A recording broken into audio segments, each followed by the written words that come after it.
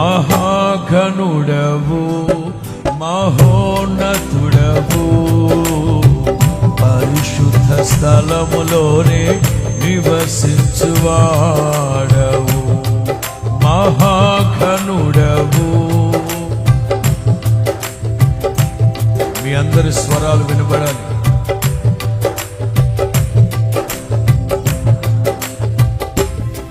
కృపా సత్య సంపూర్ణమై మా మధ్యలో నివసించుట న్యాయమా,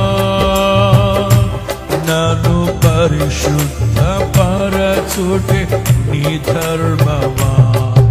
కృపా సత్య సంపూర్ణమై మా మధ్యలో నివసించుట న్యాయమా, నన్ను